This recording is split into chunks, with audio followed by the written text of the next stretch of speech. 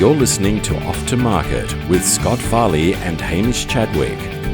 All right, I'm Hamish. And I'm Scott. And today, it's part of a three-part series. It's part two. It's all about grants. And we have an expert in the field, Jagdeep. He's up in Townsville, so you'll have a little bit of audio issues today because we're talking over a internet connection. But Jagdeep is an expert in grants, and grants can be really well utilised in startups, especially with inventive products, because there are a few grants that allow, everything we sort of do is fairly inventive and fairly unique. And there are a few grants which are very easily accessible with the help of Jagdeep that allow you to claim back up to 50% of your R&D, anything spent on anything inventive and experimental. You can claim that back off the government and you basically end up loaning yourself a certain amount of money in the first stages. So anything up to prototype level, you can. And in some cases, when you have experimental tooling, you can claim that as well. But everything up to that point, you can actually just ask the government for half of that money back, which is an amazing grant and a great initiative to get people off the ground. So Jagdeep, if you'd like to introduce yourself, please. Welcome aboard and let us learn all about EMDG and R&D tax rebates. Thank you very much, Scott and Hamish, for allowing me this opportunity to talk to you and tell something about these two areas where people who are into innovation and they're into business of exporting the things, they can get some benefit from tax office and from government to further their ventures. Just about myself, I am a chartered accountant myself, and I've done Masters in Business Administration, specializing in international business. I have worked in various corporations in Australia and overseas as well. And me and Angelo are now trying to sort of consolidate all of these experiences together and trying to help people where we can. To start with, I will mention that research and development tax incentive is one thing which is really important to understand. It is definitely very much helpful for innovators as well, because they are innovating, they are experimenting, and they are actually coming out with a product or some technology which is going to be worthwhile, and a new set of knowledge is being placed in the industry. Yeah. About R&D, just jump in here, Jagdeep. The previous episode was with Angelo about company structure, and in order to qualify for these grants, I'll just step in a little bit. And you have to have a proprietary limited company registered in Australia. That's about the only criteria, and you have to spend a certain amount of money. But they're about the only criteria, and it has to be experimental. But otherwise, as long as you have those structures in place, and we can guide you on those, you can claim this R&D tax rebate. Yes, it has to be a company, a proprietary limited company, which is a tax resident, which is a resident Australian for tax purposes. It means companies incorporated in Australia or companies incorporated elsewhere in the world can be eligible as well. So this is one thing to be kept in mind. This is a company, Australian tax resident. That's what is the most important thing. To have this grant or incentive in place to apply for. And anything else, Scott, you want me to clarify on this? Oh, look, I guess how do people? I mean, obviously, what's your the company is Invention Pathways you still approach in order to get in contact with you about this, because it's obviously really important that people set their structure up and correctly so that they can not miss out. The only other thing I've had happen before to me was I was paying my R&D bills from my personal account, which was a mistake. So you really have to have an account set up, a bank account set up in the company name that you're claiming from, and pay because the money is coming out of your own pocket. So what you do is you just make sure that you pay the money into that account first before you go and pay your bills, because otherwise you can get caught by paying a person because they can audit your account. It has to be coming out of that company account. That's one thing I've been caught on. But yeah, how do they come and get in contact with you? How do people get in contact with you if they want to get their company set up ready for claiming the tax rebate down the track? As in previous episode, Angelo mentioned that we have a web page called www.inventionpathways.com.au. I would encourage people to just go onto that web page, and our contact details are there. We try to keep the web page updated as well, and all these things will definitely go onto the web page very soon. People can contact us, and we can help them with setting up a company as well if they are interested in, with another branch of like accounting and finance things. With that company being in place, we can definitely then help people assess the amount being spent or the activities being designated as research and development activities by them. And because there are certain criteria to be met to have that research activity recognized by tax office as research and development. Yeah, magic. So basically, if you have a tax registered company in Australia, and you are doing experimental work, and you have all your company structure correctly set up, and you one thing that's very important also is to keep your records, keep all your receipts nice and clearly marked and aside, and you also have your bills being paid from your company account.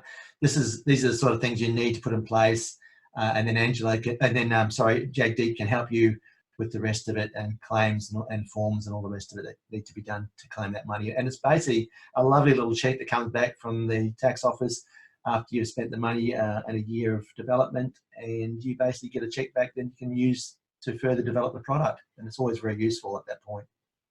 Thank you, Jagdeep. How about EMDG? Let's move on to that. That's an Export Marketing and Development Grant. And that's also really, really useful for people who are developing an innovative product. And generally, you know, our market's quite small in Australia. So generally when we're doing these sort of projects, we're aiming at the export market simply because, you know, numbers, it's just so much, there's so much more sales to be made overseas than there are in Australia. So yeah, the EMDG grant is really good. It helps you to claim back similar sort of figure, you know, up to 50% based on anything spent on export marketing, and it can even include your export-related patent costs. So this is something that people don't realise. You know, patents can become a fairly major part of your expenditure, and the EMDG grant allows you to claim part of those costs because it's all about selling overseas and export markets. So yeah, without going on anymore, would you like to expand on that, please, Jagdeep? This EMDG, Export Market Development Grant, actually is an initiative of Australian government. It comes in the form of a financial assistance for small to medium aspiring and growing export-ready businesses. The most interesting thing about this grant is that it's not only companies which are eligible for this. An Australian individual, partnership, company, association, cooperative, or statutory corporation. These are the technical words, but individuals, partnerships, companies, all are eligible to apply for EMDG. And there are certain things which can be claimed, and there are certain exclusions as well. But you rightly picked up that intellectual property expenses which are eligible can be claimed under this grant, and this grant can be claimed 8 times by any individual company or any partnership up to a limit of $150,000. Right. So this is really important too. If you need to travel overseas and visit a trade show, even learning about export markets is really, you know, quite critical for these sort of projects. So you can claim a part of that as well. As far as timeframes go, like some of these projects go for a while. There's research happening over the years. There's patents being played. How far back can you go, or does it have to be year by financial year for these sort of things, Jagdeep? For example, financial year finishing on 30th of June 2019, and this claim is to be made for the first time by any individual or any organization into export business. They can go 2 years backward, like 17, 18, 18, 19, 2 years worth of expenses can be clapped together, and we can lodge the claim starting 1st of July 19 up to 2nd of December 2019.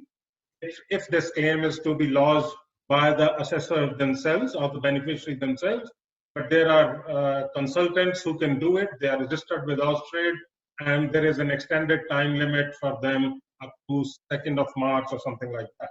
There is an extended period of time for them to lodge it. But there are certain expenses and certain things which can be claimed and which cannot be claimed. Intellectual property expenses is one thing. Overseas representation can be claimed. Marketing consultant expenses, marketing visit expenses, as you rightly said, Scott, that people have to go out of Australia and market their product, or at least look for the potential and explore the markets. Even free samples are covered under that. Any samples of the small products given to the potential buyers, they are covered. People attending or potential exporters attending trade fairs, seminars, etc. Even overseas buyers, if they are invited to visit Australia by those potential exporters, their expenses are covered as well within those parameters which are defined by law. Look, that's brilliant. Look, don't underestimate this, people. It's one of these two grants are very accessible, and they're incredibly beneficial to startups of inventive ideas.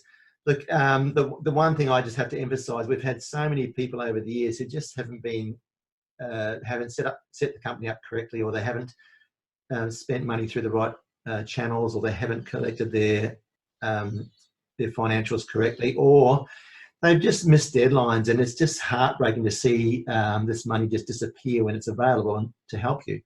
So please get hold of Jagdeep. Make sure before you start the company you set everything up correctly, and then keep all your paperwork correctly, pay through a designated account, and make sure you don't miss the deadlines, because there's no going back. As Jagdeep said, you've got 2 years, and if you miss that, you're done. So it's a total waste of money, and it's very, very, very beneficial for the next stages, which might be commercialisation process. Thank you very much, Jagdeep. One thing, Scott, I need to highlight only one last thing. Yep. This grant in the budget has $137.9 million set aside by the government. So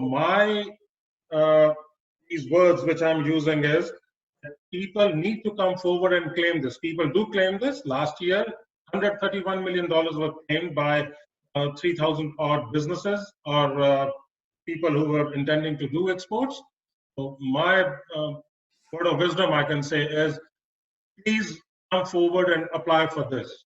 There are scope for your expenses being met out of it, and this extra money will help expand your business going forward. Magic. I mean, there's some great incentives. The Queensland government's actually really, really good at this. They've got another grant which is called the Ignite Ideas Fund, which is phenomenal, and it's basically $100,000. It's not matched money for money. I think there's a small amount of matching now goes on, but it's only around about 20%.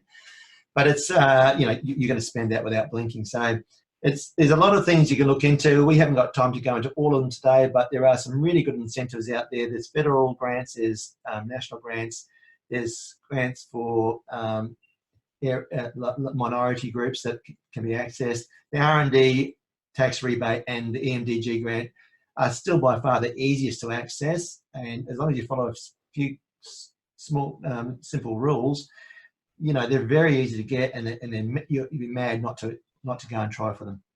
So thanks, Jagdeep. Really appreciate that. Yeah, thank you. Thanks, Scott. Thanks so much. You've been listening to Off to Market with Scott Farley and Hamish Chadwick.